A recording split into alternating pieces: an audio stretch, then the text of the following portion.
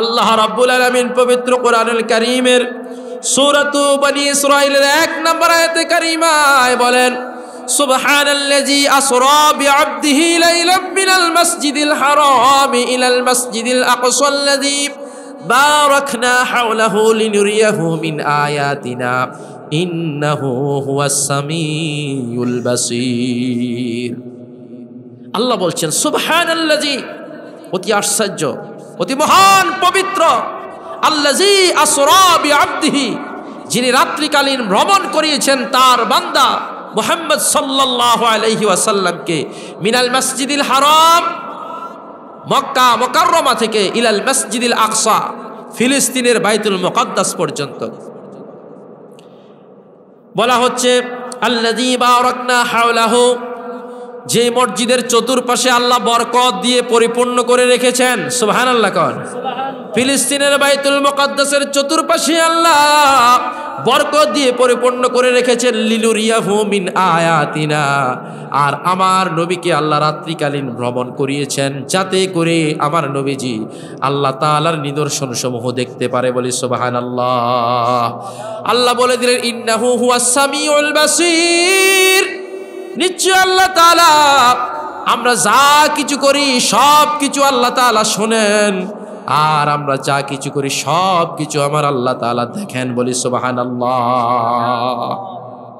সূরা বনী ইসরাঈলের মধ্যে আল্লাহ এটি বললেন যে অতি আশ্চর্য, অতি মহান পবিত্রতা ঘোষণা করছি সেই মহান আল্লাহ, যিনি তার প্রিয় হাবিবকে মসজিদে হারাম থেকে, বাইতুল্লাহ থেকে মসজিদে আকসা পর্যন্ত রাত্রিকালীন ভ্রমণ করিয়েছেন আল্লাহর নিদর্শন সমূহ দেখার জন্য, আর যে মসজিদের চতুর্পাশে আল্লাহ অসংখ্য অগণিত রহমত বরকত দিয়ে পরিপূর্ণ করে রেখেছেন। সুবহানাল্লাহ বলেন। এটি হলো আয়াতের অর্থ।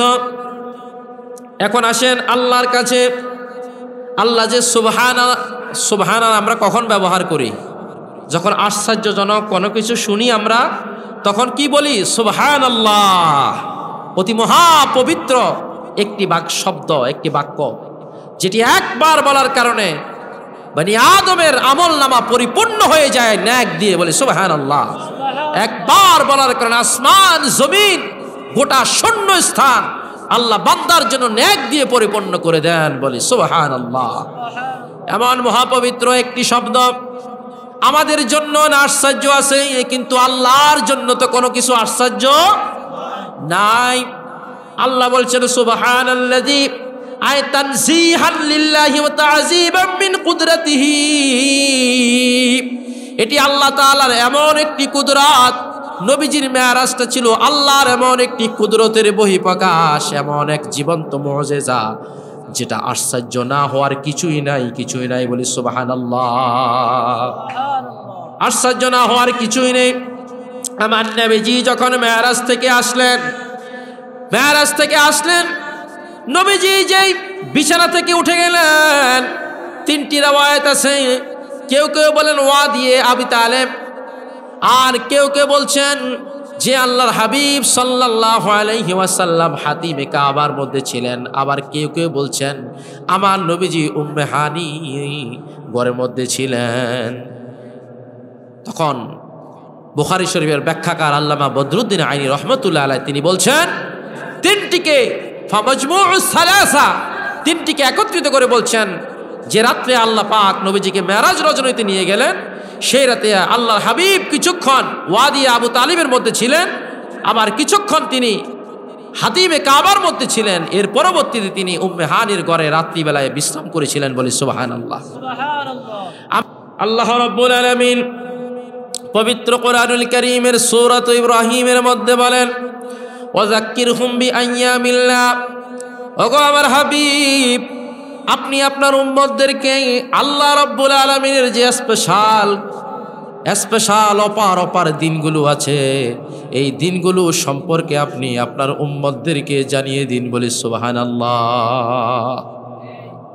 স্পেশাল দিন বলতে বোঝানো হয়েছে লাইলাতুল কদর, শবে বরাত, শবে মিরাজ, আশুরা, এই জাতীয় দিবসগুলো আল্লাহ রাব্বুল আলামিন উম্মতি মুহাম্মাদের জন্য স্পেশাল এবং গুনাহ মাপের দিবস হিসাবে দান করেছিলেন। অন্য কোন নবীর উম্মতদেরকে আল্লাহ পাক আমার নবীর পূর্বে আর কাউকে এই ধরনের দিনগুলো দান করেন নাই, বলি সুবহানাল্লাহ। এই দিনগুলো আলোচনার জন্য হবে। আল্লাহ বলেছেন ওয়াযাক্কিরহুম বিআইয়ামিল্লাহ, নবী আপনি আপনার উম্মতদেরকে আল্লাহর সঠিক দিনগুলো সম্পর্কে জানিয়ে দিন। ইন্না ফি যালিকা লাআয়াতিন লিকুল্লি সাব্বারিন শাকুর, নিশ্চয় যারা ধৈর্যশীল রয়েছে তাদের জন্য আল্লাহর এই দিবসগুলোর মধ্যে আল্লাহ তাআলা অসংখ্য অনেক নিদর্শন রেখেছেন, বলি সুবহানাল্লাহ। আল্লাহর নিদর্শন সমূহ কি কি? আল্লাহ তাআলার নিদর্শন হলো আল্লাহ রাব্বুল আলামিনের কাবা আল্লাহর একটি নিদর্শন। সুবহানাল্লাহ বলেন না? আল্লাহ বলেছেন ওয়া ইউআযযিম শাআইরাল্লাহ ফাইন্নাহা মিন তাকওয়াল কুলুব। আল্লাহ তাআলা তার কিছু শাআইর দিয়েছেন, নিদর্শন দিয়েছেন। এই নিদর্শনগুলোর প্রতি যারা সম্মান দেখাবে, মর্যাদা দেখাবে, তাদের অন্তরে আল্লাহর প্রতি তাকওয়া থাকার কারণে তারা আল্লাহর নিদর্শন সমূহের প্রতি সম্মান প্রদর্শন করে, বলি সুবহানাল্লাহ। কাবা যেমন আল্লাহর একটি নিদর্শন, আল্লাহর কোরআন আল্লাহর একটি নিদর্শন, নামাজ যেমন নিদর্শন, সাফা মারওয়া নিদর্শন, হাজারে আসওয়াদ নিদর্শন, 5 ওয়াক্ত নামাজ নিদর্শন, আমার নবীজি আল্লাহর একটি নিদর্শন। সুবহানাল্লাহ বলেন। এই নিদর্শনগুলোর প্রতি যারা সম্মান প্রদর্শন করবে, আল্লাহ বলেন ফাইন্নাহা মিন তাকওয়াল কুলুব, তাদের অন্তরে তাকওয়া থাকার কারণে, আল্লাহর ভয় থাকার কারণে তারা আল্লাহর নিদর্শন সমূহের প্রতি সম্মান প্রদর্শন করে, বলি সুবহানাল্লাহ। তাহলে আজকে যে শবে মেরাজ, এটাও হলো আল্লাহর একটা নিদর্শন। সুবহানাল্লাহ বলেন। আল্লাহ রাব্বুল আলামিনের যে নিদর্শনগুলো আছে, এই নিদর্শনগুলোর মধ্যে বড় একটা নিদর্শন হলো শবে মেরাজ। এটি এমন এক বরকতপূর্ণ রজনী, আল্লাহ রাব্বুল আলামিন 1,24,000 নবী রাসূলকে পৃথিবীতে পাঠিয়েছেন। এর মধ্যে 313 জন ছিল রাসূল। কোন নবীকে, কোন রাসূলকে আল্লাহ রাব্বুল আলামিন নিজের সান্নিধ্যে নিয়ে যান নাই, আরশে মুআল্লায় নিয়ে যান নাই। মুসা নবী কথা বলতো তুর পর্বতে, ঈসা নবীর সাথে আল্লাহ কথা বলতেন। এক এক নবীর সাথে এক একভাবে আল্লাহ কথা বলতেন। এক এক নবীর উপর আল্লাহ তাআলা একসাথে কিতাব পাঠাতেন, ওহী পাঠাতেন। কিন্তু আমার পেয়ারা হাবিব মুহাম্মদ সাল্লাল্লাহু আলাইহি ওয়াসাল্লামকে আল্লাহ পাক এই দুলক বুলক ছাড়িয়ে 7 আসমান 7 জমিন পেরিয়ে লা মাকান লা জামান সিদরাতুল মুনতাহা সব কিছু পারিয়ে 70,000 নূরের পর্দা অতিক্রম করে আল্লাহ রাব্বুল আলামিনের সান্নিধ্যে নিয়ে গিয়ে আল্লাহ সুবহানাহু ওয়া তাআলা এমন একটি হাদিয়া দিয়েছেন, যে হাদিয়ার নাম হলো আশরাফুল হাদিয়া, সবচেয়ে শ্রেষ্ঠ হাদিয়া, যে হাদিয়ার নাম হলো নামাজ। আল্লাহ রাব্বুল আলামিন আমার প্যারা নবীর উপর কত রকমের বিধানকে নাজিল করেছেন। রোজার বিধান দিয়েছেন, হজের বিধান দিয়েছেন, যাকাতের বিধান দিয়েছেন, হালাল উপার্জনের বিধান দিয়েছেন, যাকাতের বিধান দিয়েছেন। কিন্তু কোন বিষয় আল্লাহ রাব্বুল আলামিন নিজে তার হাবিবকে নিজের কাছে নিয়ে গিয়ে দেন নাই। সকল বিধিবিধান আল্লাহ তাআলা জিবরাইল সাল্লাল্লাহু আলাইহি মধ্য দিয়ে আমার নবীকে দান করেছেন।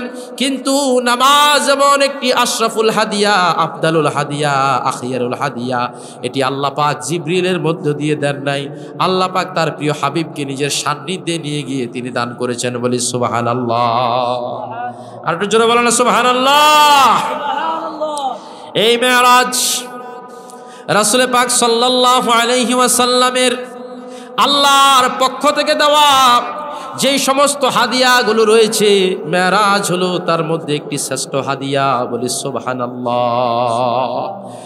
নবীজির চাচার ইন্তেকাল, চাচা আবু তালিবের ইন্তেকাল, হযরত খাদিজাতুল কুবরা রাদিয়াল্লাহু তাআলা আনহার ইন্তেকাল, এদিকে তায়েফবাসীদের নিদারুণ দুঃখ যন্ত্রণা, নবীর উপর নির্যাতন, মক্কাবাসীদের নিপীড়ন ইত্যাদির কারণে আমার পেয়ারা নবীজির মনটা যখন অনেক খারাপ, হিজরতের পূর্বে নবীর মনটা যেন অনেক খারাপ, নবী খুবই ব্যথায় ব্যথিত।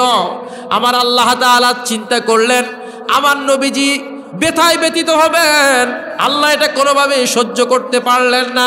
নবুয়াতের 11তম বছর 5 মাস 15 দিনের মাথা আল্লাহ রাব্বুল আলামিন আমার নবীর 51 বছর বয়সে আল্লাহ রাব্বুল আলামিন নিজের সান্নিধ্যে নিয়ে গিয়ে আমার নবীকে মেরাজ দান করেছিলেন, বলি সুবহানাল্লাহ। আমার নবীজির মেরাজকে 3টি পর্যায়ে ভাগ করা যায়। নবীজির মেরাজ 3টি স্টেপ, 3টি পর্যায়ে হয়েছিল। নবীজির মেরাজ কয়টি পর্যায়ে হয়েছিল? 3টি পর্যায়ে হয়েছিল। একটি পর্যায়ে ছিল আল্লাহ নবীজির যে মসজিদে হারাম থেকে মসজিদে আকসা পর্যন্ত, মসজিদে হারাম থেকে মসজিদে আকসা পর্যন্ত, এটার নাম হলো ইসরা, রাত্রিকালীন ভ্রমণ। এটার নাম কি? ইসরা, রাত্রিকালীন ভ্রমণ। যেই ভ্রমণটার কথা আল্লাহ পাক পবিত্র কোরআনুল কারীমের মধ্যে বলেছেন। 2 নাম্বার হলো এই বাইতুল মুকাদ্দাস থেকে সিদরাতুল মুনতাহা পর্যন্ত এই অংশকে বলা হয় মেরাজ। এটার নাম কি? মেরাজ। আর সিদরাতুল মুনতাহা থেকে লা মাকান লা জামান সব কিছু পেরিয়ে আল্লাহর সান্নিধ্যে আরশে মুআল্লা 70,000 নূরের পর্দা অতিক্রম গিয়েছেন আল্লাহর হাবিব। এটাকে বলা হয় ইরাজ। এটাকে বলা হয় কি? ইরাজ বলা হয়।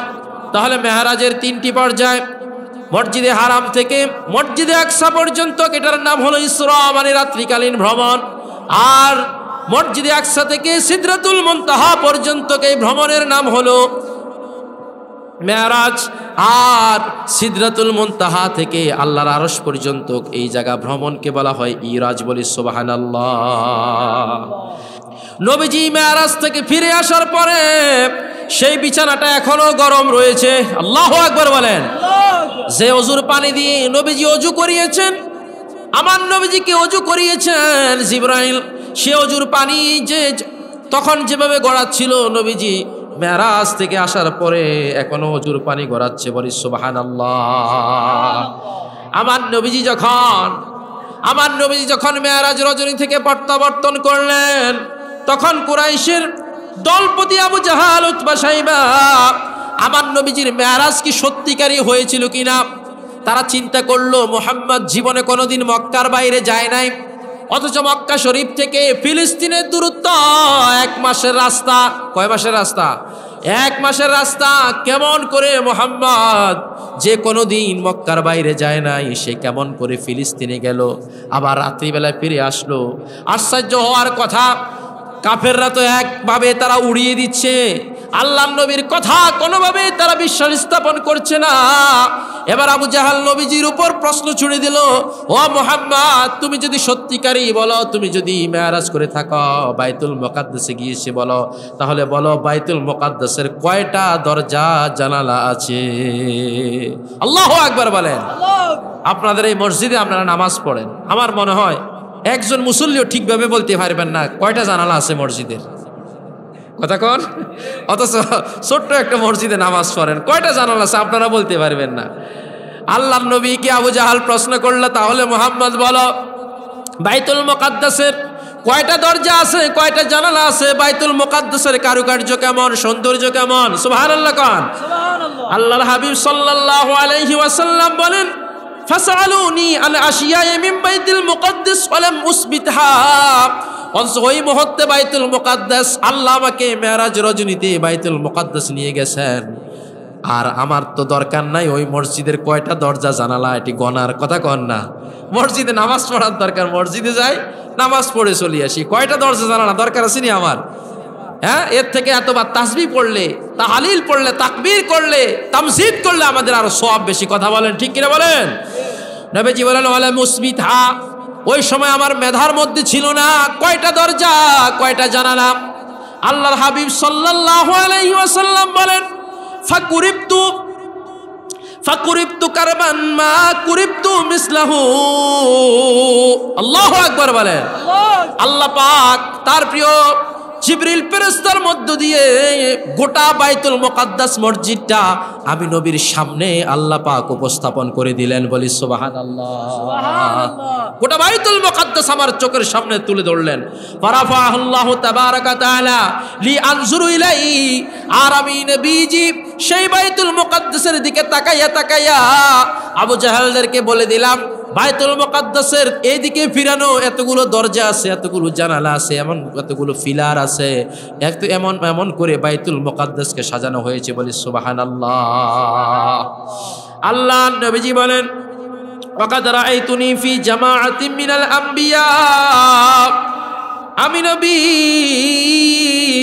দেখতে পেলাম বাইতুল মুকাদ্দাসে গিয়া, বাইতুল মুকাদ্দাসের মধ্যে আল্লাহ পাক সমস্ত নবী রাসূলদেরকে একত্রিত করেছিলেন। বলি সুবহানাল্লাহ।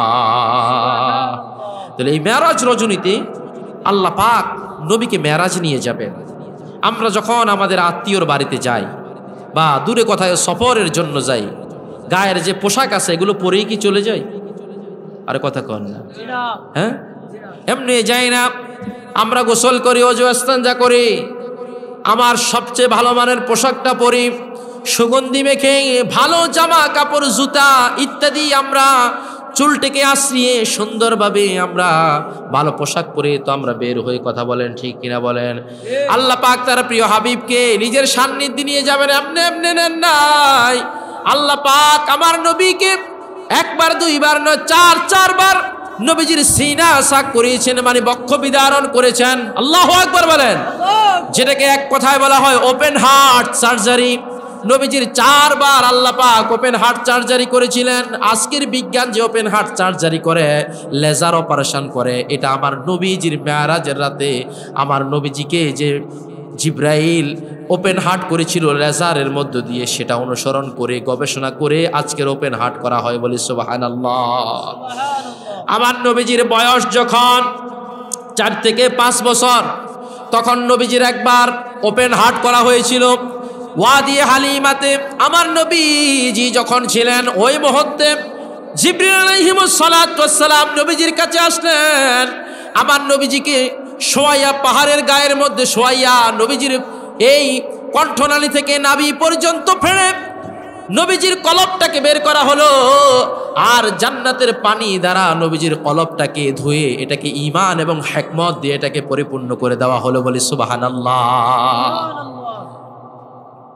আল্লাহর হাবিব সাল্লাল্লাহু আলাইহি ওয়াসাল্লামের দুধ বোন হালিমার মেয়ে দৌড়ে গিয়ে হালিমার কাছে বলল, মা, কে জানি আমার ভাই মুহাম্মদকে যেন শোয়ালো আর তার বুকটা ফেড়ে ফেললো, আর তার এই অবস্থা।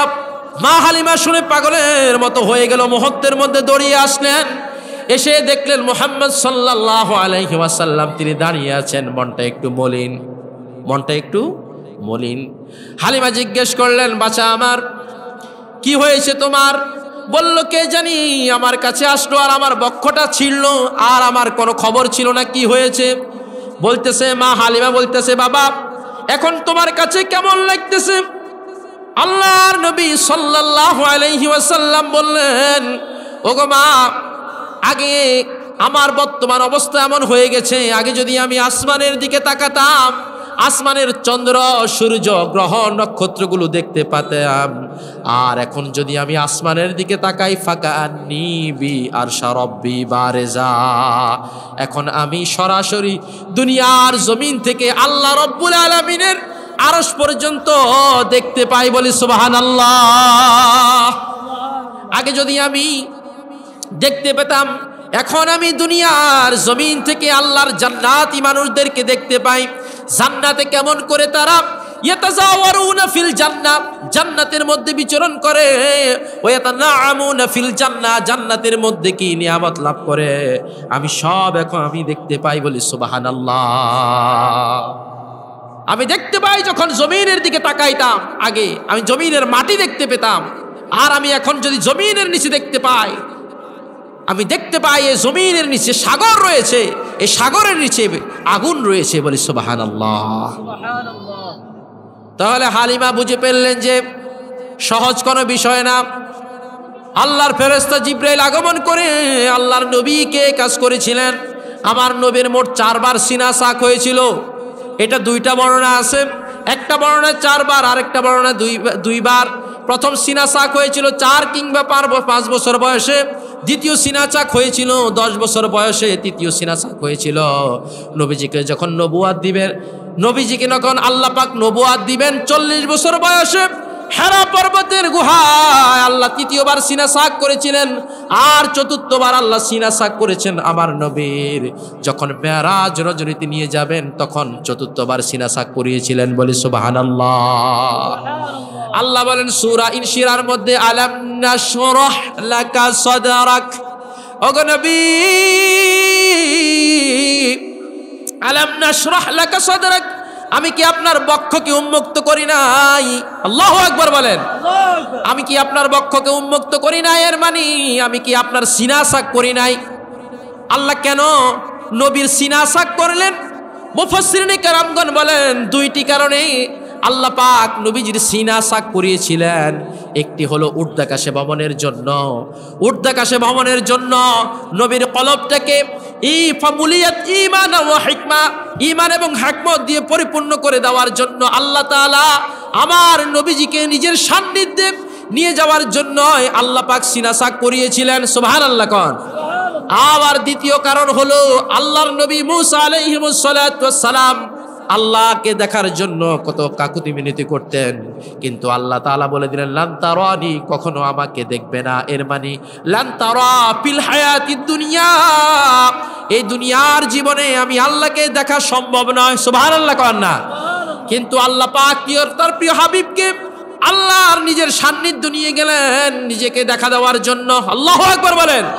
আল্লাহ বলেন মা যাগাল বাসারু ওয়া মা তাগা, আল্লাহকে দেখতে নবীজির একটু কষ্ট হন নাই। আল্লাহর নবী নিজে সরাসরি আল্লাহকে দেখেছিলেন, বলি সুবহানাল্লাহ।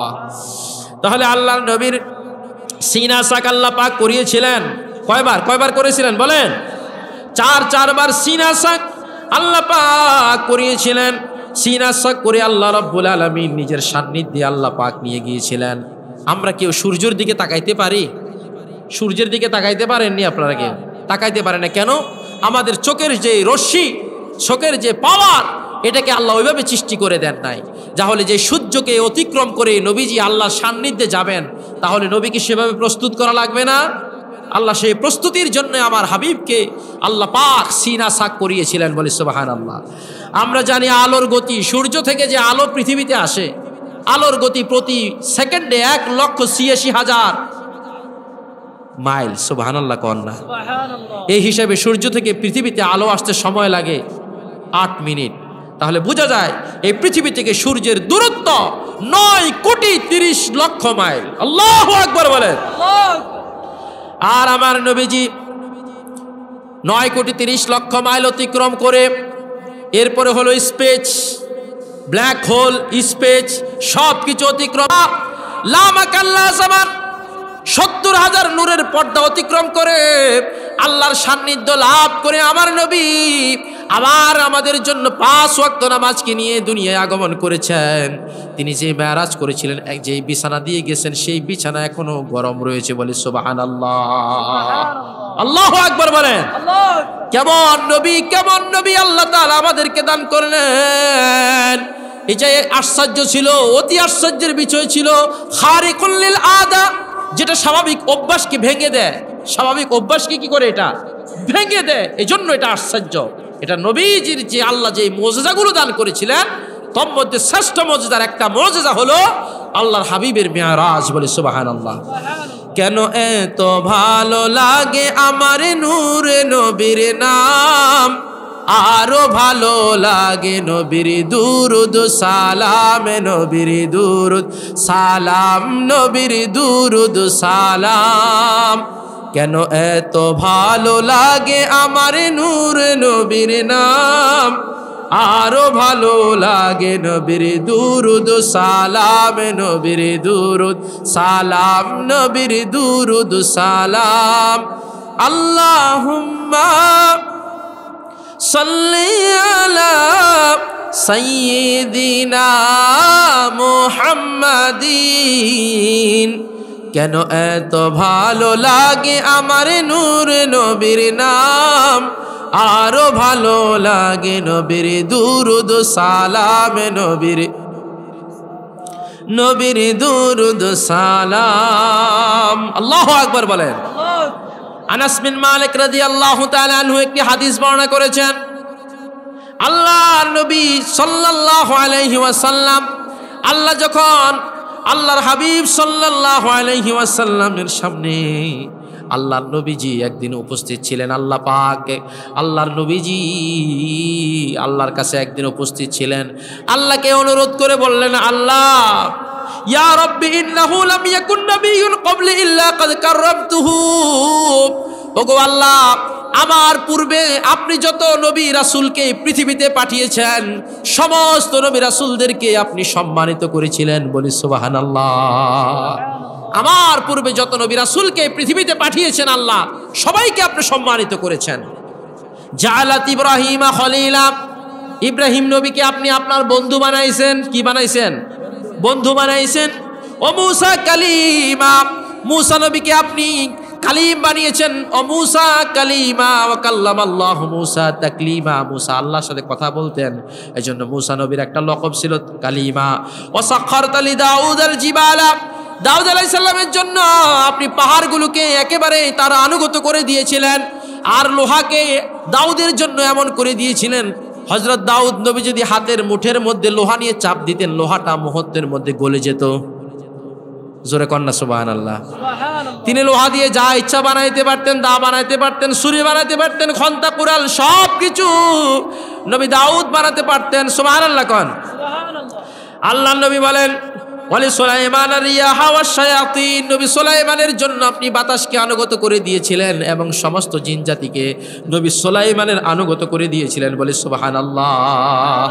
ওয়া আহইয়াইতা লি ঈসাল মাউতা, আল্লাহর নবী ঈসাকে আপনি এমন ক্ষমতা দিয়েছিলেন, ঈসা নবী যদি কোনো কবরের পাশ দিয়ে গিয়ে কবরের পাশে গিয়ে যদি কুম্বি ইজনিল্লাহ বলে ডাক দিত, ওই কবরবাসী মৃত মানুষটা জীবিত হইয়া মুহূর্তের মধ্যে উঠে আসতে। বলে সুবহানাল্লাহ।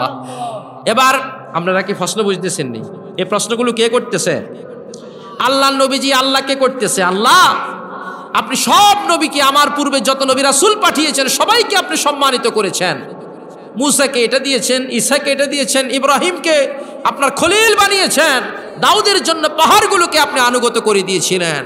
সুবহানাল্লাহ বলেন না? আমার জন্য আপনি কি করেছেন? সুবহানাল্লাহ কোন না? আমার জন্য আপনি কি করেছেন? এবার আল্লাহ তাআলা বলেন, ইয়া রাসূলুল্লাহ, ইয়া হাবিবাল্লাহ, আওয়ালাইসা ক্বাদ উতিতাকা আফদালু মিন যালিকা কুল্লু। আল্লাহু আকবার বলেন। আগা হাবিব, আপনি জেনে রাখুন, শুনে রাখুন, আদম থেকে শুরু করে ঈসা নবী পর্যন্ত সবাইকে মিলাইয়া আমি আল্লাহ তাআলা যা দিয়েছি আপনি নবী এককভাবে আপনাকে আমি সব কিছু দান করে দিয়েছি। বলি সুবহানাল্লাহ। আল্লাহ বলেন ওয়া রাফা'না লাকা যিকরাক, নবী আপনার শান, আপনার মান, আপনার ইজ্জত, আপনার আলোচনাকে আমি আল্লাহ সবচেয়ে বেশি উঁচু করেছি। এত বেশি আলোচনা কারো হয় না। এই আয়াত নিয়ে যখন জিবরিল আলাইহিমুস সালাতু ওয়াস সালাম নবীর কাছে আসলেন, ওগো নবী কেমন করে আল্লাহ আপনার আলোচনাকে এত উঁচু করেছেন? আল্লাহ নবী বলেন আমি বলতে পারবো না। জিবরিল চলে গেলেন আল্লাহর কাছে, আল্লাহ কেমন করে আপনি আপনার হাবিবের আলোচনাকে এত বেশি উঁচু করেছেন? আল্লাহ হাদিসে কুদসির মধ্যে বলে দিলেন, কুল্লামা যুকিরতুহু মাই, আমার নবীর আলোচনাকে আমি আল্লাহ এত উঁচু করেছি এভাবে যে আমার নাম বান্দা যখনই উচ্চারণ করবে সাথে সাথে আমার নবীর নাম উচ্চারণ করা আমি আল্লাহ বান্দার উপর ওয়াজিব করে দিয়েছি। বলে সুবহানাল্লাহ। আমি আল্লাহর নাম আছে কালিমার মধ্যে লা ইলাহা ইল্লাল্লাহ, আর কালিমার সামনের অংশে মুহাম্মাদুর রাসূলুল্লাহ দিয়ে দিয়েছি। সুবহানাল্লাহ কোন না? আমি আল্লাহর নাম আছে আজানে, আমার নবীর নামও আছে আজানে, আল্লাহর নাম আছে ইকামতে, নবীর নামও আছে ইকামতে। আমি আল্লাহর জন্য বান্দা, আমি আল্লাহর সন্তুষ্টির জন্য নামাজ পড়ে, আর সেই নামাজের মধ্যে আল্লাহ পাক তার নবীকে সালাম দেওয়া এবং দুরূদ শরীফ পড়া আমার আল্লাহ তাআলা বান্দার উপর ওয়াজিব করে দিয়েছেন। বলি সুবহানাল্লাহ। আল্লাহ বলে দিচ্ছেন, হাবিব সবাইকে মিলাইয়া যা দিলাম আপনি এককভাবে আপনাকে এর থেকে আরো বেশি দিয়েছি। আল্লাহু আকবার বলেন। এই জন্য আল্লাহর হাবিব বলেন, উতিতু ইলমাল আউয়ালিন ওয়াল আখিরিন, আল্লাহ তাআলা পৃথিবীর পূর্বাপর যা কিছু আছে এককভাবে আমি নবীকে আল্লাহ সব কিছু দান করে দিয়েছেন। বলি সুবহানাল্লাহ। আল্লাহ পাক বলেন, ওগো নবী আমি আপনাকে আমি আপনাকে আমার কোরআন দান করেছি, যেই কোরআন ইতিপূর্বে কাউকে দেওয়া হয় নাই। এই কোরআন নাজিল হওয়ার সাথে সাথে পূর্ববর্তী যত কিতাব আছে, তাওরাত আছে, জাবুর আছে, ইঞ্জিল আছে, 100 খানা সহিফা আছে, সমস্ত কিতাবগুলো মানসুখ হয়ে গেছে। শুধু কোরআন কিয়ামতের আগ পর্যন্ত থাকবে, বলে সুবহানাল্লাহ। আল্লাহ বলেন আমি আপনাকে কোরআন দিয়েছি। শুধু তাই নয়, ওগো হাবিব, আপনি জেনে রাখুন, আপনি শুনে রাখুন, ও আতাইতুকা ওয়া উনজিলাত আলাইকা কালিমাতুম মিন কুনুজি আরশি, আমি আপনাকে আরেকটা জিনিস দিচ্ছি, আমার আরশের সবচেয়ে বড় গুপ্তধন। আল্লাহু আকবার বলেন। আমি আমার আরশের সবচেয়ে বড় গুপ্তধন আপনাকে আমি দান করছি। আরশের গুপ্তধন কি জানেন? আরশের গুপ্তধন হলো কানজুম মিন কুনুজিল জান্নাহ। সেটি হলো লা হাওলা ওয়ালা কুওয়াতা ইল্লা বিল্লাহিল আলিয়্যিল আযীম। বলেন আমার সাথে, লা হাওলা ওয়ালা কুওয়াতা ইল্লা বিল্লাহিল আলিয়্যিল আযীম। এটা শুধুমাত্র সহজ কোনো একটা কালিমা নয়, এটা কানজুম মিন কুনুজিল জান্নাহ, আল্লাহর জান্নাতের একটা গুপ্তধন। এই দোয়াটা যেই ব্যক্তি পড়বে সে কোনোদিন দুর্বল হবে না, কোনো শত্রু তার ক্ষতি করতে পারবে না। তার মানসিক, শারীরিক, দৈহিক, আর্থিক কোনোভাবে সে কোনোদিন দুর্বল থাকবে না, সে সব সময় শক্তিশালী এবং সবল থাকবে। আল্লাহু আকবার কোন। তাহলে আল্লাহর হাবিব সাল্লাল্লাহু আলাইহি ওয়াসাল্লাম তিনি বলেন যে আল্লাহ পাক বলে দিলেন, নবী আপনার উম্মতকে আমি আমার আরশের গুপ্তধন দান করে দিয়েছি, বলে সুবহানাল্লাহ। এখন আসেন, আল্লাহ নবীকে যে আল্লাহ মেরাজ করিয়েছেন, প্রথমে বলছি কয় পর্যায়ে? মাশাআল্লাহ, আলহামদুলিল্লাহ। 3 পর্যায়ে নবীকে মেরাজ করেছিলেন।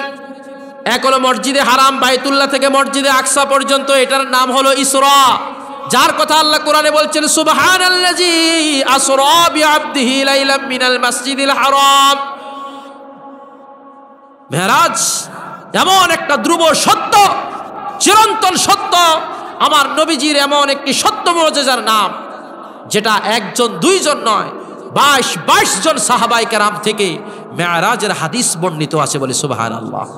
আল্লাহু আকবার বলেন। আমার নবীকে সর্বপ্রথম আল্লাহ তাআলা নবীজিকে নিজের সান্নিধ্যে যে নিয়ে যাবেন, স্বাভাবিকভাবে নিয়ে যাচ্ছেন না। আজকের যে মাহফিলের প্রধান অতিথি ডক্টর হিফজুর রহমানকে আপনারা রিসিভ করবেন কিভাবে? মিছিল করে রিসিভ করবেন না? স্বাগতম জানাইয়া রিসিভ করবেন না? হ্যাঁ, তিনি তো হলেন হাবিবের, আমার নবীজির একজন উম্মত।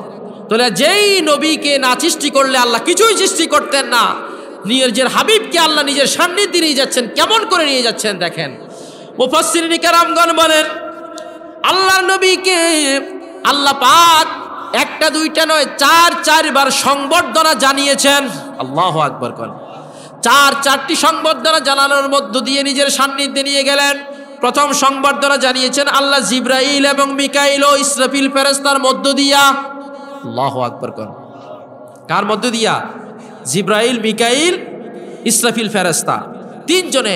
একজনে বোরাকের লাগাম ধরেছে, একজনে নবীজি যে বোরাকের উপরে যে গদির উপরে বসে আছেন, একজনে গদি ধরেছে, আরেকজন বোরাকের পেছনে আছে। সুবহানাল্লাহ কন না কেন? এবং জিবরাইল, মিকাইল, ইসরাফিল প্রত্যেক ফেরেশতার সাথে 70,000 করে ফেরেশতা ছিল, যারা মিছিল করে করে আমার নবীকে মসজিদে হারাম থেকে মসজিদে আকসা পর্যন্ত নিয়ে গিয়েছিলেন। আল্লাহু আকবার বলেন। দ্বিতীয় সংবর্ধনা নবীকে জানিয়েছেন। নবীজি যখন মসজিদে আকসার মধ্যে গেলেন, ওই মসজিদে আকসাতে গিয়ে নবীজি দেখতে পেলেন একজন দুইজন নয়, আল্লাহর নবীর সম্মানে আল্লাহ পাক, আল্লাহর নবীর সম্মানে আল্লাহ পাক 1,24,000 নবী রাসূলদেরকে আল্লাহ পাক সেই মসজিদে আকসার মধ্যে আল্লাহ একত্রিত করে দিয়েছেন, বলি সুবহানাল্লাহ। সমস্ত নবী রাসূলরা তারা কবর, তাদের রওজা শরীফের মধ্যে জীবিত অবস্থায় আছে। কি অবস্থায় আছে? জীবিত অবস্থায় আছে। এটা আকীদায়ে আহলে সুন্নাত ওয়াল জামাতের আকীদা। সমস্ত নবী রাসূলরা রওজা শরীফে কেমন আছে? হায়াতুন নবী, জিন্দা নবী হিসেবে তারা আছেন। আল্লাহর নবী বলেন, আমি যখন কাসিবিল আরদ, কাসিবিল আহমার, আমি যখন তুর পর্বতের পাশ দিয়া মুসা নবীর কবরের উপর দিয়ে আমি যখন যেতে লাগলাম, আমি দেখতে পেলাম মুসা আলাইহিস সালাম কাইমুন ইউসাল্লি আলা কবরিহি, আমি দেখতে পেলাম মুসা নবী তার কবরের মধ্যে দাঁড়াইয়া দাঁড়াইয়া তিনি নামাজ পড়তেছেন। আল্লাহু আকবার কন্যা।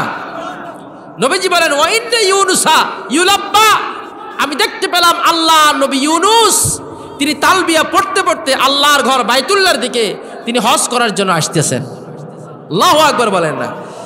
এমনি করে নবীজি বলেন, আল্লাহর হাবিব সাল্লাল্লাহু আলাইহি ওয়াসাল্লাম যখন মসজিদে আকসাতে গেলেন তখন আল্লাহ পাক 1,24,000 নবী রাসূলদের মধ্য দিয়া আমার নবীকে আল্লাহ দ্বিতীয় সংবর্ধনা জানিয়েছেন বলে সুবহানাল্লাহ। তৃতীয় সংবর্ধনা আল্লাহ পাক জানিয়েছেন ওই যে 1,24,000 নবী রাসূলদেরকে আল্লাহ হাজির করেছিলেন মসজিদে আকসাতে। আর জিবরিল আলাইহিমুস সালাতু ওয়াস সালাম নবীজির হাত ধরে 1,00,000 নবী রাসূলদের সামনে নিয়ে জানাজার মুসল্লার মধ্যে ইমামতির মধ্যে দাঁড়াইলেন, দাঁড়ায় করিয়ে দিলেন। আমার নবীজি সবাইকে নিয়ে 2 রাকাত নামাজ পড়লেন। 2 রাকাত নামাজ পড়ার পর আল্লাহ ঘোষণা দিয়ে দিলেন আজকে সাইয়্যিদুল মুরসালিন, আল্লাহু আকবার কান, সাইয়্যিদুল মুরসালিন মানে সমস্ত রাসূলদের সরদার হিসাবে আল্লাহ তাআলা আমার নবীকে ঘোষণা দিয়ে দিলেন বলে সুবহানাল্লাহ।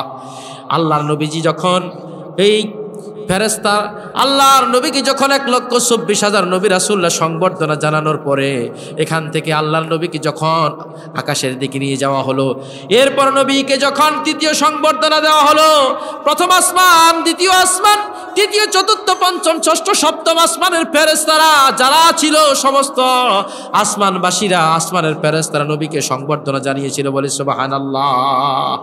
আর চতুর্থ সংবর্ধনা জানিয়েছেন আল্লাহ তাআলা নিজেই, সুবহানাল্লাহ কোন না, আল্লাহ তাআলা নিজেই জানিয়েছেন। যখন সিদরাতুল মুনতাহা অতিক্রম করার পরে আল্লাহর নবীজির ফেরেশতা জিবরিল বলে, ওগো আল্লাহর নবী,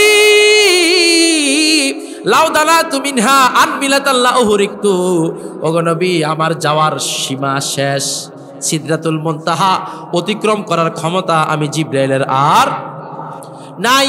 লাউদানাতু মিনহা আনমিলাতাল্লাহু হুরিকতু, এখান থেকে যদি আমি একটু উপরে যাই আমি জিবরিল জ্বলে যাব, ওগো নবী আমার আর যাওয়ার সুযোগ নাই। ওই সময় আল্লাহর নবী রফরফে করে আল্লাহর নবী একা একা গেলেন, একা একা আমার নবীকে সংবর্ধনা জানানোর জন্য আল্লাহ একবার দুইবার নয় 100 বার আল্লাহ বলেছেন, উদনু মিন্নি ইয়া মুহাম্মদ, উদনু মিন্নি ইয়া মুহাম্মদ, ও মুহাম্মদ আপনি আমার আরো কাছে আসেন, আপনি আমার আরো কাছে আসেন, সুবহানাল্লাহ কান না। আল্লাহর নবী যেতে যেতে 70,000 নূরের ফেরেশতা যখন অতিক্রম করলেন আরশে মুআল্লার মধ্যে গিয়ে আমার নবীজি দেখতে পেলেন আরশের গায়ের মধ্যে একটা লেখা, কাদ সাবাকাত রহমাতি আলা গাদাবি, যে আল্লাহ আমার রহমত কাল কিয়ামতের ময়দানে আমার রাগটা, আমার সাবাকাত রহমাতি আলা গাদাবি, যে কাল কিয়ামতের ময়দানে যে আমার রহমতটা আমার রাগের উপর প্রাধান্য পাবে। নবীজি এটি দেখে হেসে দিলেন, সুবহানাল্লাহ কন্যা। নবীজি এই কালিমা দেখে হেসে দিলেন, বুঝতে পারলেন যে কাল কিয়ামতের ময়দানে আল্লাহ তাআলা তার অসংখ্য উম্মতকে আল্লাহ পাক বিনা হিসাবে মাফ করে দিবেন। আল্লাহু আকবার বলেন। আল্লাহ নবী আরশকে দেখে আরশকে প্রশ্ন করলেন, ইয়া আরশ, আল্লাহ পাক গোটা জগতের জন্য আমি নবীকে রহমাতুল লিল আলামিন করে বানালেন। আল্লাহ বলেন, ওমা আরসালনাকা ইল্লা রাহমাতাল লিল আলামিন, ওগো নবী গোটা বিশ্ব জগৎ সমূহের জন্য আমি আল্লাহ আমি আপনাকে রহমত করে পাঠালাম। নবীজি আরশকে প্রশ্ন করলেন, ইয়া আরশ, আপনি তো আল্লাহর আরশ, আপনি সম্মানিত, আপনি মর্যাদাবান, আল্লাহ পাক আমাকে গোটা বিশ্বজগৎ সমূহের জন্য রহমাতুল লিল আলামিন করে পাঠালেন, আপনি আরশের কাছে আমি নবীর মর্যাদা কেমন? সুবহানাল্লাহ। আরশ বলল, ইয়া রাসূলুল্লাহ, ইয়া হাবিবাল্লাহ, আল্লাহ যখন আমি আরশকে আপনার নূর মোবারক দ্বারা সৃষ্টি করলেন আর আমার গায়ের মধ্যে লিখে দিলেন লা ইলাহা ইল্লাল্লাহ কালিমার এই প্রথম অংশ মুহাম্মাদুর রাসূলুল্লাহ এখনো লেখা হয় নাই, আমার তখন আমি আরশের মধ্যে এমন একটা কম্পন শুরু হয়ে গেল, মনে হয় যেন আমি আরশটা ভেঙে টুকরা টুকরা হয়ে যাচ্ছি। আল্লাহু আকবার বলেন। আমার অবস্থা এমন অবস্থা দেখি আল্লাহ পাক লা ইলাহা ইল্লাল্লাহ এই কালিমার শেষ অংশে মুহাম্মাদুর রাসূলুল্লাহ সাল্লাল্লাহু আলাইহি ওয়াসাল্লাম যখন লিখে দিলেন, ফাসাকান্তু, আমি আরশ মুহূর্তের মধ্যে ঠান্ডা হয়ে গেলাম। ওগো নবী, ওগো হাবিব, আপনি জেনে রাখুন, শুনে রাখুন, আল্লাহ যেহেতু বিশ্বজগৎ সমূহের জন্য আপনাকে রহমাতুল লিল আলামিন করে পাঠালেন, আমি আরশের জন্য আপনি রহমাতুল লিল আলামিন। রহমতে আলম নূরে মুজাসসাম, সাহাবীরা আতর বানায় ওই নবীজির ঘাম। আল্লাহু আকবার বলেন। সাহাবীরা আতর বানায় ওই নবীজির ঘাম। রহমতে আলম নবী নূরে মুজাসসাম, সাহাবীরা আতর বানায় ওই নবীজির ঘাম। সাহাবীরা আতর বানায় ওই নবীজির ঘাম। আল্লাহু আকবার বলেন।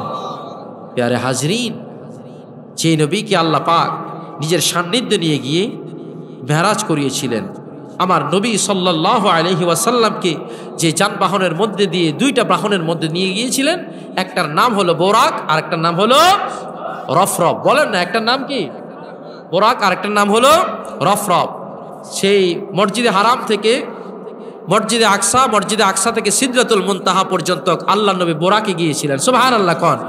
আর বোরাক এমন একটি বাহন, যে বাহনের মধ্যে চড়ে আল্লাহর হাবিব সাল্লাল্লাহু আলাইহি সাল্লামকে আল্লাহ পাক কাল কিয়ামতের ময়দানে উঠাবেন। বলে সুবহানাল্লাহ। আর এরপরে আল্লাহর হাবিব সাল্লাল্লাহু আলাইহি সাল্লামকে আল্লাহ পাক রপরপে করে নিয়ে গিয়েছিলেন নিজের সান্নিধ্যে। বলে সুবহানাল্লাহ। এমন বোরাক ছিল এমন একটি, যেটা ছিল গাদার থেকে একটু উঁচু, যেটা গোড়ার থেকে একটু নিচু ছিল। এমন এক পবিত্র বরকতময় আল্লাহর জান্নাতি বাহন ছিল, যেটা যার দৃষ্টি, এটা একটা কদম ছিল আমাদের দৃষ্টির বাইরে। আল্লাহু আকবার কোন। এমন ভাবে আল্লাহর হাবিব সাল্লাল্লাহু আলাইহি ওয়াসাল্লামকে আরশের দুলার মতো করে আল্লাহ পাক নিজের সান্নিধ্যে নিয়ে গেলেন। যখন নবীকে নিয়ে প্রথম আসমানে যাওয়া হলো, প্রথম আসমানের মধ্যে দরজা খোলার জন্য জিবরিল যখন অনুমতি চাইলেন, তখন সে আসমানের মধ্যে আসেন হযরত আদম নবী। সুবহানাল্লাহ কোন না। আদম আলাইহিমুস সালাতু ওয়াস সালাম আছে। আদম আলাইহিমুস সালাতু ওয়াস সালাম যখন জিবরিলকে প্রশ্ন করলেন, কে? বলে যে আমি জিব্রাইল। বলে তোমার সাথে কে? বলে আমার সাথে মুহাম্মদ সাল্লাল্লাহু আলাইহি ওয়াসাল্লাম আছে। বলে তাকে কি আসার জন্য এখানে বলা হয়েছে? বলে হ্যাঁ, আল্লাহ পাক তাকে এখানে আসার জন্য বলেছেন। সুবহানাল্লাহ কোন না। আসমানের দরজা খুলে দেওয়া হলো। আল্লাহর নবী আদম আমার নবীকে সম্ভাষণ জানালেন যে মারহাবা লি ইবনি সালেহ ওয়ান নবিয়্যি সালেহ বলে সম্ভাষণ জানালেন। এবং সমস্ত ফেরেশতারা যারা প্রথম আসমানে ছিল, তারা সবাই আমার নবীকে সম্ভাষণ জানালেন। সুবহানাল্লাহ কোন। এরপর নবীকে নিয়ে দ্বিতীয় আসমানে গেলেন। সেখানে ঈসা এবং ইয়াহইয়া নবী এবং অন্যান্য নবী এবং সকল ফেরেশতারা দ্বিতীয় আসমানে নবীকে সম্ভাষণ জানালো। তৃতীয় আসমানে হযরত ইউসুফ আলাইহিমুস সালাতু ওয়াস সালাম সহকারে আরো যত নবী রাসূলরা ছিল, তারা নবীকে সম্ভাষণ জানালেন। চতুর্থ আসমানে হযরত ইদ্রিস আলাইহিমুস সালাম, পঞ্চম আসমানে হযরত হারুন এবং অন্যান্য নবী, ষষ্ঠ আসমানে হযরত মুসা আলাইহিমুস সালাতু ওয়াস সালাম এবং অন্যান্য নবীরা নবীকে সম্ভাষণ জানালেন। সপ্তম আসমানের মধ্যে হযরত ইব্রাহিম এবং অন্যান্য ফেরেশতারা আমার নবীকে সম্ভাষণ জানালেন। বলি সুবহানাল্লাহ। আর জোরে বলেন সুবহানাল্লাহ। আমার নবীকে নিয়ে আল্লাহর হাবিব সাল্লাল্লাহু আলাইহি ওয়াসাল্লাম যখন আল্লাহর সান্নিধ্যে গেলেন, আল্লাহ পাক নিজের সান্নিধ্যে নিয়ে গেলেন। নিজের সান্নিধ্যে নিয়ে যাওয়ার পর আল্লাহ আমার নবীকে প্রশ্ন করলেন, হাবিব, ইয়া হাবিব, আপনি দুনিয়ার জমিনের মধ্যে কেউ কারো বাড়িতে যখন বেড়াতে যায়, তখন হাদিয়া নিয়ে আসে। নবী, আপনি আমার জন্য কি নিয়ে আসছেন? আল্লাহু আকবার বলবেন না। আপনি আমার জন্য কি নিয়ে এসেছেন? তখন নবী অকপটে বলে দিলেন, আত্তাহিয়াতু লিল্লাহি ওয়াস সালাওয়াতু ওয়াত তাইয়্যিবাত।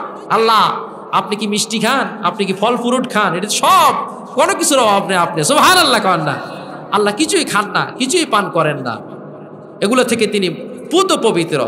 সুতরাং আল্লাহ, আমি আপনার জন্য এনেছি আত্তাহিয়াতুন, অভিবাদন, সম্ভাষণ, সুবহানাল্লাহ করেন না, সংবর্ধনা, আত্তাহিয়াতু লিল্লাহি ওয়াস সালাওয়াতু ওয়াত তাইয়্যিবাত, সকল দুরুদ এবং সকল পবিত্রতা আপনার জন্য। সুবহানাল্লাহ করেন। আল্লাহ আমার নবীজির মুখে কথা শুনে এত বেশি খুশি হয়ে গেলেন। এবার আল্লাহ তাআলা বললেন, আসসালামু আলাইকা আইয়ুহান নাবিয়্যু ওয়া রাহমাতুল্লাহি ওয়া বারাকাতুহু। আমার নবীকে আল্লাহ শুধু নবীরে সালাম দিছে। সুবহানাল্লাহ করেন না। আসসালামু আলাইকা আইয়ুহান নবী, হে নবী, আপনার উপর আমি আল্লাহ সালাম, ও রাহমাতুল্লাহ, আমার রহমত এবং আমার বরকত। নবীজি চিন্তা করলেন, এমন এক নবী আমরা পাইছি, সালামটা নবীজি নিজে নেন নাই, আল্লাহ নবী আবার বললেন, আসসালামু আলাইনা ওয়া আলা ইবাদিল্লাহিস সালিহিন। আল্লাহ, সালামটা শুধু আমার জন্য নয়, কিয়ামত পর্যন্ত আমার যত উম্মত আসবে, নেককার বান্দা আসবে, আপনার এই সালামটা আমার সব বান্দার জন্য, আমার উম্মতের জন্য। সুবহানাল্লাহ কর। আল্লাহ এবং তার প্রিয় হাবিবের এই কথোপকথনগুলো দেখে আরশের ফেরেশতারা এত আশ্চর্য হয়ে গিয়েছিল, তারা সাথে সাথে আরশের ফেরেশতারা বলে উঠল, আশহাদু আল্লা ইলাহা ইল্লাল্লাহু ওয়া আশহাদু আন্না মুহাম্মাদার রাসূলুল্লাহ, মুহাম্মাদান আবদুহু ওয়া রাসূলুহু। আরশের ফেরেশতারা বলে উঠছে। আর আল্লাহর কাছে আল্লাহ এবং তার নবীর কথোপকথনটা এত বেশি ভালো লেগেছে, আল্লাহ পাক এই তাশাহুদটা আমাদের জন্য নামাজের মধ্যে আল্লাহ পাঠ করা আল্লাহ ওয়াজিব করে দিয়েছেন বলে সুবহানাল্লাহ। আল্লাহ যখন আমার নবীর সামনে গেলেন, আল্লাহ বলেন, উদনু মিন্নি ইয়া মুহাম্মদ, নবী আপনি আমার আরো কাছে আসেন। ফাকানা কাবা কাউসাইনি আও আদনা। আল্লাহ নবীকে এত কাছে নিয়ে গেলেন, তীর ধনুক যত কাছাকাছি তারও কাছে নিয়ে গেলেন। মুফাসসিরিন কেরামগণ কেউ কেউ বলছেন আল্লাহ পাক সেদিন তার প্রিয় হাবিবকে তার রহমতের কোলের মধ্যে তুলে নিয়েছিলেন বলে সুবহানাল্লাহ। ফাআওহা ইলা আবদিহি মা আওহা। নবীর সাথে আল্লাহ কথোপকথন করেছেন, যা কিছু কথোপকথন হওয়ার সব কথোপকথন হয়েছেন। আল্লাহু আকবার বলেন। এজন্য আল্লাহ বলছেন, ওয়া আল্লামাকা মা লাম তাকুন তাআলাম। নবী আপনাকে সব কিছু জানাইয়া দিয়েছি, যা আপনি জানতেন না সব কিছুর জ্ঞান আমি আল্লাহ আপনাকে দিয়ে দিয়েছি। আল্লাহু আকবার কন্যা। আল্লাহর সাথে নবীর কথোপকথন হয়েছে। আল্লাহ রাসূল বলেন, উতিতুল উলুমা ওয়া উমিরতু বিকিতমানি বিবাদিহা। আল্লাহ তাআলার সাথে কথোপকথন হওয়ার পরে একটা দুইটা কথা নয়, যে কাসাসুল আম্বিয়ার মধ্যে বলা হয়েছে আল্লাহর সাথে আল্লাহর হাবিব প্রায় 90,000 কথা বলেছিলেন বলে সুবহানাল্লাহ। কয় হাজার? 90,000 কথা বলেছিলেন। এর মধ্যে 30,000 কথা ছিল ইন জেনারেল, সবার জন্য উন্মুক্ত। আর 30,000 কালাম এটা শুধুমাত্র নবীজির বিশেষ বিশেষ সাহাবায়ে কেরাম ব্যক্তিবর্গের জন্য আল্লাহর নবীজি বলে গেছেন। আর 30,000 কালাম কারো কাছে নবীজি বলে যান নাই, এটি শুধুমাত্র আল্লাহ এবং তার প্রিয় হাবিবই জানে বলে সুবহানাল্লাহ। আর এই 30,000 কালামের মধ্যে আছে আলিফ লাম মিম, আলিফ লাম রা, ইয়াসিন, কাফ হা ইয়া আইন সাদ। আসলে সূরা বাকারা পড়তে গেলে আলিফ লাম মিম, এটার অর্থ কি? মুফাসসিরিন কেরাম পৃথিবীর কোনো মানুষ এটার অর্থ করতে পারবে না, সবাই একটাই অর্থ করে, আল্লাহু ওয়া রাসূলুহু আ'লাম বিমুরাদিহি বিহি। এটার দ্বারা আল্লাহ এবং তার রাসূল ভালো জানেন আল্লাহ কি বোঝাতে চেয়েছেন, আল্লাহ এবং তার রাসূল জানেন। এটাই হলো বাকি 30,000 কালামের মধ্যে একটা কালাম বলে সুবহানাল্লাহ। এই জাতীয় 30,000 কালাম আল্লাহ পাক তার প্রিয় হাবিব সাল্লাল্লাহু আলাইহি ওয়াসাল্লামের কাছে সাথে বললেন, আল্লাহর নবী আল্লাহকে প্রশ্ন করলেন, ওগো আল্লাহ, আপনার কাছে আমার একটা দরখাস্ত, আমাকে আপনি শ্রেষ্ঠ নবী করে এই পৃথিবীতে পাঠালেন, আমাকে তো ইচ্ছে করলে আপনি সমস্ত নবীর আগেও তো পাঠাইতে পারতেন। সুবহানাল্লাহ কন্যা। আর আমার উম্মতের হায়াত কেন আপনি কমাই দিলেন? অন্য নবীর উম্মতেরা 500 বছর, 1000 বছর, 100, 200, 300 বছর হায়াত পায়। আল্লাহ নবী বলেন, আমার উম্মতি বাইনা 60 ইলা 70, আমার উম্মতের হায়াত হলো 60 থেকে 70 বছর। ওয়া আকাল্লুহুম মাইয়াজুজ, এই সীমা অতিক্রম করতে পারে একেবারে কম সংখ্যক। কথা কোন ঠিক কিনা বলেন? নবী বলতেছেন, আমারে কেন সবার পরে পাঠালেন, আর আমার উম্মতের হায়াত কেন আপনি এত কম দিলেন? সুবহানাল্লাহ কন্যা। আল্লাহ তাআলা নবীর উত্তর দিয়ে দিলেন, ইয়া রাসূলুল্লাহ, ইয়া হাবিবাল্লাহ, আপনাকে সবার পরে আমি পাঠালাম এই কারণে যে আপনার উম্মত যেন বেশি দিন কবরের মধ্যে থাকতে না হয়। আদম নবীর আগে যদি পাঠাইতেন, হাজার হাজার কোটি বছর আমাদেরকে কবরে থাকা লাগতো। ব্যক্তি জান্নাতি হলে তো শুভ সংবাদ, সে কবরের মধ্যে ঘুমাতো, আর জাহান্নামী হলে কবরের শাস্তি ভোগ করতে ভোগতে অবস্থা খারাপ হয়ে যেত। যেহেতু কবরের বেশি দিন আযাব, কবরে বেশি দিন থাকা না লাগে, এই জন্য আল্লাহর হাবিব আপনাকে সবার শেষে পাঠাইছি। আর জেনে রাখুন, একটা মজলিসের মধ্যে সভাপতির বক্তৃতা হলো সবার, কথা কন না, আজকের মাহফিলের প্রধান অতিথি কখন আলোচনা করবেন? সবার পরে আলোচনা করবেন। আপনার মধ্য দিয়ে আমি নবুয়াত রিসালাতের পরিসমাপ্তি ঘটিয়েছি।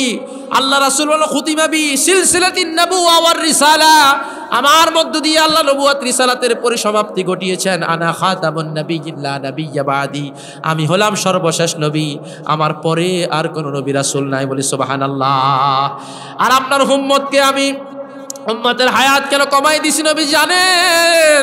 আগেকার উম্মতের হায়াত অনেক বৃদ্ধি করে দিয়েছিলাম, 500 বছর 1000 বছর দিয়েছি, কিন্তু আপনার উম্মতের হায়াত আমি আল্লাহ কমাই দিছি। এই কারণে তারা যদি এক লাইলাতুল কদরের রাতে ইবাদত করে তাহলে 83 বছর 4 মাস ইবাদত করার সওয়াব এই জাতীয় আমি অসংখ্য স্পেশাল অফার আপনার উম্মতের জন্য রেখেছি, অন্য কোনো উম্মতের জন্য এর পূর্বে আমি এটা দিই নাই। আল্লাহু আকবার কান।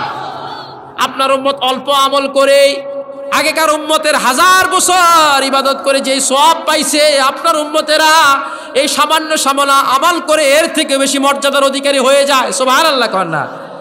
এই জন্য নবী আমি আপনার উম্মতের হায়াতকে কমাইয়া দিয়েছি, যেহেতু হায়াত কম পাইলে গুনাহ তো কম করবে, বলি সুবহানাল্লাহ। হায়াত কম গুনাহ কম, কথা বুঝছেন কিনা? হায়াত কম গুনাহ কম। নবীর সাথে আল্লাহর কথোপকথন হলো, একটা দুইটা কথা নয়, 90,000 কালাম হলো। 90,000 কালাম করার পরে এই পৃথিবীতে কোনো কিছুর হাদিয়া আল্লাহ তাআলা নামাজ, রোজা বলেন, হজ বলেন, জাকাত বলেন, পর্দা বলেন, সব জিবরিলের মধ্যে দিয়ে পাঠাইলেন।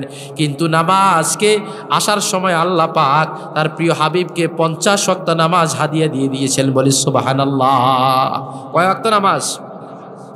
আমার নবীজি নামাজ পাইয়ে এত বেশি খুশি হইলেন, 50 ওয়াক্ত নামাজ পাইয়ে এত খুশি হয়ে গেলেন। 50 ওয়াক্ত নামাজ দিয়ে নবীজি খুব খুশি মনে তিনি দুনিয়ার দিকে প্রত্যাবর্তন শুরু করে দিলেন। 6ষ্ঠ আসমানে মুসা নবীর সাথে সাক্ষাৎ। আল্লাহু আকবার বলেন। মুসা নবী বলেন, কি ব্যাপার হাবিব, খুশি খুশি মনে হয়? বলে, হ্যাঁ খুশি, আল্লাহর সাথে সাক্ষাৎ হয়েছে, এর থেকে বড় খুশি আর কি থাকতে পারে? আল্লাহু আকবার বলেন। খুশি থাকতে পারে। বলে, আল্লাহ কি দিল?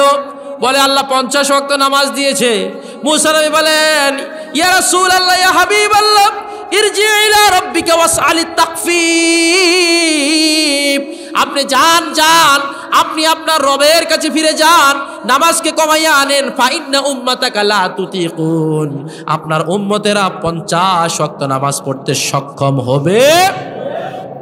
পড়েনি আসলে 50 ওয়াক্ত তো দূরের কথা, 5 ওয়াক্ত তো ঠিক করি পড়ি না, কথা কোন ঠিক কিনা বলে? এমন এক উম্মত আমরা, 50 ওয়াক্ত তো দূরের কথা, 5 ওয়াক্ত তো ঠিক করে পড়ি না। নবীজি আল্লাহর কাছে গেলেন, আল্লাহ 5 কমাইয়ে দিলেন, ফিরে আসলেন, আবার বললেন, আবার যান, আপনার উম্মতেরা 45 পড়বে না। এমন করে কমাইতে কমাইতে আল্লাহ 45 কমাই দিলেন। মুসা নবী বলেন, নবীজি আবার যান, আপনার উম্মতেরা এই 5 ওয়াক্ত পড়তো আসলে পড়ে নিয়ে 5 ওয়াক্ত, এই 5 ওয়াক্ত ঠিকভাবে পড়বে না গো নবী, যান। আমার নবী বলেন, আমার লজ্জা লাগে এবার যেতে, আমি আর যেতে পারবো না। আল্লাহ পাক ঘোষণা দিয়ে দিলেন, নবী জেনে রাখুন, লা তাবদীলা লিকালিমাতিল্লাহ, আল্লাহর কোনো কথার কোনো পরিবর্তন হয় না। আমি আল্লাহ যা বলি সেটাই থাকে। আমি আল্লাহ আপনার উম্মতের জন্য 50 ওয়াক্ত নামাজকে ফরজ করেছি। সুতরাং আপনার উম্মত যদি দৈনিক 5 ওয়াক্ত নামাজকে যদি তারা ঠিকভাবে আদায় করে, দৈনিক 5 ওয়াক্ত নামাজ যদি ঠিকভাবে আদায় করে, তাহলে আমি আল্লাহ তাদের আমলনামায় 50 ওয়াক্ত নামাজ পড়ার সওয়াব দিয়ে দিব। পড়বেন তো ইনশাআল্লাহ? এবার বলবেন, আল্লাহ কেন 5 ওয়াক্ত নামাজটাই আমাদের জন্য দিলেন? ইচ্ছে করলে তো 6 ওয়াক্ত দিতে পারতেন, 4 ওয়াক্ত দিতে পারতেন, 7 ওয়াক্ত দিতে পারতেন, 3 ওয়াক্ত দিতে পারতেন। কথা কোন? তাফসিরে রুহুল বায়ান, বেদায়ে হায়া আল্লামা ইবনে কাসির রহমাতুল্লাহি আলাইহি এবং তাফসির ইতকান আল্লামা জালালউদ্দিন সুয়ুতি রহমাতুল্লাহি আলাইহি 5 ওয়াক্ত নামাজের মধ্যে কেন আল্লাহ তাআলা সীমাবদ্ধ করে রেখেছেন, এটার ব্যাখ্যা দিয়ে দিয়েছেন, বলি সুবহানাল্লাহ। 1 নাম্বার হলো ফজরের নামাজটা আমরা পড়ি, এই ফজরের নামাজ ছিল আদম নবীর সুন্নাত। আল্লাহু আকবার বলেন। আদম নবী দুনিয়াতে আসার পরে কখনো তিনি ফজরের 2 রাকাত নামাজ ছাড়তেন না, এটা আদম নবীর সুন্নাত। জোহরের নামাজ ইব্রাহিম নবীর সুন্নাত, আসরের নামাজ হযরত ইউনূস নবীর সুন্নাত, মাগরিবের নামাজ হযরত ঈসা আলাইহিমুস সালাতু ওয়াস সালামের সুন্নাত, আর এশার নামাজ হযরত মূসা নবীর সুন্নাত। বলে সুবহানাল্লাহ। উলুল আজম 5 জন নবীর 5 ওয়াক্ত নামাজ আল্লাহ তাআলার কাছে এত বেশি পছন্দ হয়েছিল, আল্লাহ তাআলা সেই উলুল আজম 5 জন পয়গম্বরের নামাজকে আমার নবীর মধ্যে আল্লাহ তাআলা একত্রিত করে 5 ওয়াক্ত নামাজ এই উম্মতের জন্য আল্লাহ তাআলা ফরজ করে দিয়েছেন। বলি সুবহানাল্লাহ। এই নামাজ পড়বেন তো ইনশাআল্লাহ। এই নামাজ এমন এক আল্লাহর পক্ষ থেকে আশরাফুল হাদিয়া, যেটা আল্লাহ তাআলা দুনিয়ার সব বিধিবিধান জিবরিলের মধ্যে দিয়ে নবীকে দিয়েছেন, কিন্তু নামাজটা আল্লাহ নবীকে নিয়ে গিয়া নবীর হাদিয়া দান করছেন। বলে সুবহানাল্লাহ। এজন্য নবীজি মসজিদে নববীতে একদিন বসা, সাহাবায়ে কেরাম সামনে বসা, সাহাবায়ে কেরামদের জিজ্ঞেস করলেন, ও সাহাবীরা, তোমরা কি দুনিয়াতে মাথা ছাড়া কোনো মানুষ দেখছো? মাথা ছাড়া? সাহাবায়ে কেরাম বলে, হাত নাই, পা নাই, কত প্রতিবন্ধী দেখছি নবী, মাথা ছাড়া তো কোনো মানুষ দেখি নাই। নবী বললেন, হ্যাঁ, এটাই হলো নামাজ। as-salatu ra'sul ইবাদা, নামাজ হলো সকল ইবাদতের মাথা। মাথা ছাড়া যেমন একজন মানুষ হতে পারে না, নামাজ ছাড়া একজন মুসলমান হতে পারে না। কথা বলেন ঠিক কিনা বলেন? সুতরাং নামাজ পড়বেন তো ইনশাআল্লাহ। মেরাজ তখনই সার্থক হবে যদি আমরা উম্মত হিসাবে 5 ওয়াক্ত নামাজ ঠিকভাবে আদায় করি। কথা বলেন ঠিক কিনা বলেন? হাজিরিন, নামাজ পড়বেন, নামাজি পরিবার গঠন করবেন, নামাজি সমাজ গঠন করবেন, আল্লাহ রহমত বরকতের সমাজ হয়ে যাবে। বলে সুবহানাল্লাহ। আল্লাহ নিজে নামাজ পড়বেন, সন্তানদেরকে নামাজ পড়ার জন্য বলবেন, এবং আল্লাহ পাক যেন আমাদের সবাইকে 5 ওয়াক্ত নামাজের পাবন্দি বানাইয়া একজন নেককার মানুষ করে, দিনদার মানুষ বানাইয়া, আল্লাহওয়ালা বানাইয়া, নিষ্পাপ বানাইয়া কবরের মেহমান বানায়। বলে আমিন। ওয়া আখির দাওয়ানা আলহামদুলিল্লাহি রাব্বিল আলামিন।